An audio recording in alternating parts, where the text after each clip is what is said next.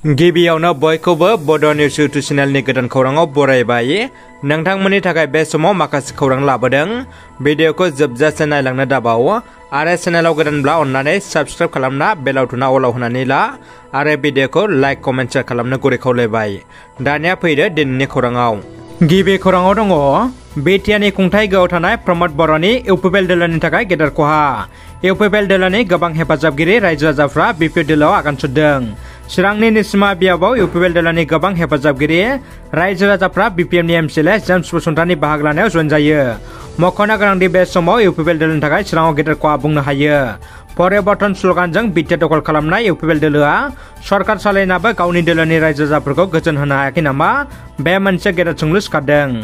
लामा जाब्रबथायजों जिउ खोमानांनाय 2 नं खाग्राबारि पानिसिलि गामिनि रुंसारि हंला कसारनि नखराव बिटिआरनि एम दावबायसा बर'आ दुखुनि खौरां लाहैदों। मख'नो गोनांदि बिथां एमआ दुखुथिया नखराव थांना दुखुनि बाहागोदारि जना खौरां लाहैयो।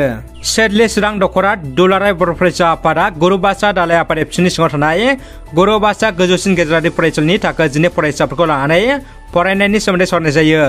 बे सावरायनायाव चिरां जिल्ला एबसुनि सोलोंथाइ नेहाथारि थेबासन ब्रह्मआ बाहागो लानानै फैगौ मेट्रिक आनजादाव उथ्रिसार जानो हानायनि थाखाय फरायनो बोसोन होनाय जायो आरो मेट्रिक आनजाद होनो थाखाय सिगां फरायसाफोरनि सायख' आनजाद लानायाव गासै फरायसाफोरखौ उथ्रिसार जानो हायो, बेनि थाखाय फरायसाफ्रा गावबा गावनि फरायनायखौ गोख्रों खालामनांगोन होननानै बुंथियो।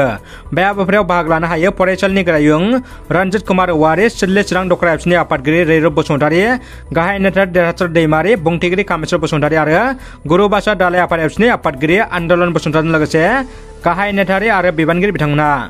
ब्राजिलनि मुलुग मुंदांखा फुटबलार जुनियर नेउमारआ अलखदाव गोग्लैनो हागौ नामा? मिथिनो मोननाय बायदिब्ला नेउमारआ 2 बोसोरनि थाखाय जोबथेसालियाव थांनो हागौ होननानै सुलुङाव फोसावजादों। मुलुगनि मुंदांखा ब्राजिलियान फुटबलार नेउमारनि सायाव थगायनाय आरो गेनाखान्थिनि गोख्रों अजद दैखांदों। फुटबलार नेउमारआ थगायनाय आरो गेनाखान्थिनि थाखाय बिजिरसालियाव गसंहैनांदों। दानिया फैदो गुबुन मोनसे खौराङाव। जोबोद दुखुनांथाव खौरां। धेमाजि जिल्ला सिमेन्ट चापरि पुलिस थानानि सिङाव थानाय हांमा चापरि गामिनि माइनाव फोरबो फालिथायाव मोनसे हरखाब जाब्रबथाय जायो। बाथौ धोरोमनि नेमखान्थि बायदियै चिरां दैसानिफ्राय मन्दिर फारसे गामिनि रायजो राजाफ्रा गामिनि बाथौ मन्दिर फारसे माइनाव लाबोबाय थानाय समावनो 515 नं राजा लामायाव जनाय फारसेनिफ्राय सिमेन्ट चापरि फारसे फैबाय थानाय AR 0883520 नम्बरनि एल्ट' 800 गंसे गारिया उननिफ्राय गामिनि सुबुंफोरखौ सौग्रावफैयो। सौग्रावखांनायनि उनाव गारिया खारलाङो आरो लामा ससेयाव खारबाय थानाय गारिखौ हमनो हायो। बे हरखाब जाब्रबथायाव 5निबो बांसिन सुबुंफ्रा गोब्राबै जोखोम जायो। दा जोखोम जानाय बिथांमोनखौ डिब्रुगड़ देहा फाहामसालिसिम दैथायहरनाय जाबाय होनना मिथिनो मोनो। बिटिआरनि खुंथाय सोहोर क'क्राझाराव हमगार्ड साख्रिआवलाफोरनि खौरांगिरि मेल। हमगार्ड साख्रिआवलाफोरनि दानबान्थाया 23,000 रां जानायनि उनाव जोबोद गोजोननाय फोरमायदों।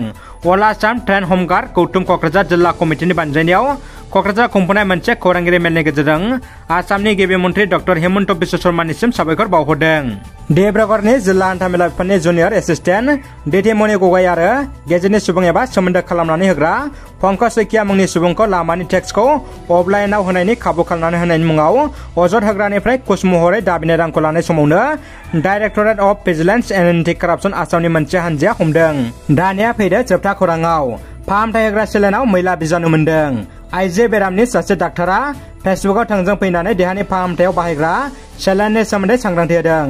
बिश्वनाथ फाहामसालिनि डक्टर मनजित काकतिया थांनाय मंगलबार खालि अपारेशन फाहामथाय लानाय सासे आइजोखौ सेलेन होनाय समाव बथलाव गोसोम बिजानु नुनो मोन्दों। बिब्रान मुंनि सेलेनाव बे फांगास बायदि बिजानुखौ मोन्दों। बिथां डाक्टर काकतिया खौरां बिजोंनि गेजेरजों बयखौबो सांग्रांथि होदों। रादाबा एसेनोसै लोगोफोर। रादाबखौ जोबजासिम नायनायनि थाखाय नोंथांमोननिसिम गोजोननाय आरो साबायखर बावबाय। गोजोन्थों।